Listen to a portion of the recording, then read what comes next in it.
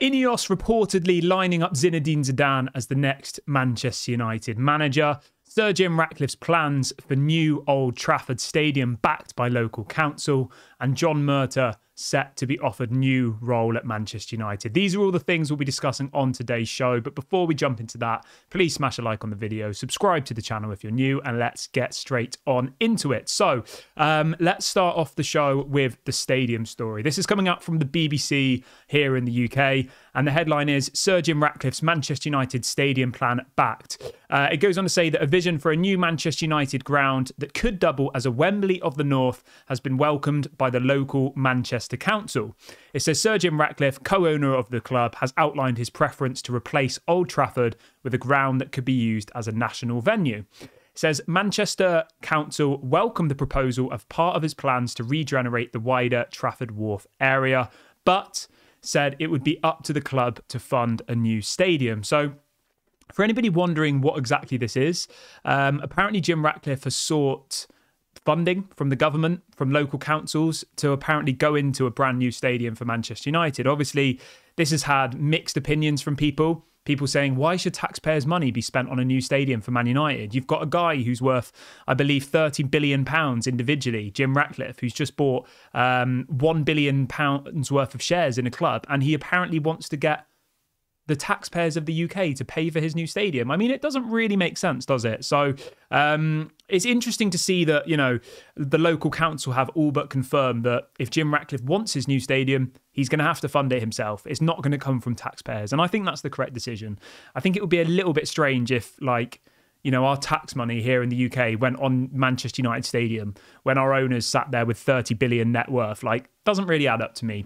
Obviously, this opens the wider question of whether we actually want this new stadium. Do we want to redevelop Old Trafford, or do we want a new stadium? Now, from what I'm seeing, from what I'm hearing, from what I'm reading, it seems like Jim Ratcliffe really, really wants to build this brand new modern stadium. And you know what? If that's the best option, then, you know, maybe that is what we do. But I don't want Old Trafford to be knocked down under any circumstance. I would love that for the women's team and the under-21s and the under-18s to get the opportunity to use that as their stadium, to continue being able to use it for museum tours and other types of events, because that is, you know, it's such a special place that it would be devastating to rip it down, and that would not be something I would want to do. So for me personally, a new stadium, great, sounds amazing, but keep Old Trafford, maybe make it a little bit smaller and use it for the women's team and the under-21s. But of course, you can let me know what you guys think in the comment section below. What would you do with Old Trafford? And do you think the UK taxpayers should pay for this new stadium? Let me know what you guys think.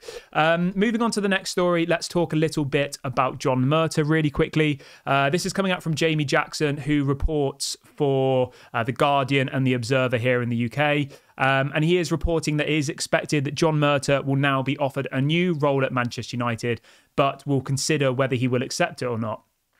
I think that's the correct decision. Obviously, he's been the director of football, obviously done a terrible job. We know that Dan Ashworth is all but confirmed to come in, and John Murtough will be out of a job effectively. You know, this story is saying that he'll be offered another job doing something differently, but maybe he won't take it. And you know what? I know he's been here for a long time, John Murtough. I think he's been here for about 10 years, but I don't think we'd really miss him, to be honest. I don't. So, you know, thank you for your time here. All the best. Goodbye. That's my opinion anyway. Moving on to the managerial position, let's talk a little bit about Zinedine Zidane. This is coming out from a couple of different journalists over in Spain this afternoon. 2 or 3 different people, actually, and they're reporting the following. The headline is, Ineos dream of having Zinedine Zidane as the new manager of Manchester United. It says they are working behind the scenes to get a new manager at the club, and Jean-Claude Blanc is a huge fan of Zinedine Zidane. It says that they dream of giving the reins of Manchester United to Zinedine Zidane. It also then goes on to say that Manchester United have tried to get Zinedine Zidane in the past. However, the situation is different this time. Jean-Claude Blanc has also tried recruiting the manager for PSG in the past, and Ineos are huge fans of him. Then off the back of that, to give it a bit more context, Zinedine Zidane recently attended a film premiere for it was and he did an interview with Damasio, who's obviously a very well-known Italian journalist. And Zinedine Zidane said the following. He said he was asked if he would ever think about returning to being a manager again. And he says, why not? Anything can happen. Now I'm currently doing other things, but we will see. I'd certainly like to return to the bench. So Zinedine Zidane is open to coming back to becoming a manager. You know what, guys? Like, you know that I'm 100% Erik ten Hag in at the moment. But the thing that really makes me Erik ten Hag in is that I fear that if Erik ten Hag was to be sacked, it would empower the players. But if someone said to me now, Kieran, 10 or more of the players are going to go in the summer, the Sanchos, the Donny van de Beeks, the Maguires, the McTominays, there's so many, the McTominay, I've said him already, haven't I? Anthony, whoever, there's so many players. I think I said before on videos that the only players I would keep would be Højlund, Kobbie Mainoo, Garnacho, who else? Rasmus Højlund, and that's pretty much it. Martinez. I'd keep about 5 players from the whole squad. The rest of them, I honestly would not care if they left. If someone said to me, Kieran, we'll clear out, 10 or more players this summer, and at the same time Zinedine Zidane would become the new manager, I would take that. I would. But my fear is, and maybe this is a naive fear, maybe, people would say you can't live your life like this. I just fear that we'll get rid of Erik ten Hag. We'll end up with someone like Graham Potter. He'll come in and say, everybody gets a second chance. Maguire will stay. Lindelof will stay. Maybe even Sancho stays. Maybe Donny van de Beek stays. Rashford gets probably another new contract. Bruno becomes, untouchable again. And I just don't want that to happen. I want these players to know that they're not going to get another manager sacked and get away with it. If they get the manager sacked, most of them need to follow him out of the door. And if that happens and we bring in someone like Zidane and I see all of these people leave at the same time, I would have zero problems with it. I really wouldn't. And it would actually excite me because, there are obviously question marks about Erik ten Hag. It's impossible to not question, what's going on. But I honestly do feel like most of the blame does lie on those players. So that's my stance on it anyway. And I'll be honest, guys, Zinedine Zidane would be my number one choice if we were to get a replacement for Erik ten Hag. I think he is a world-class manager.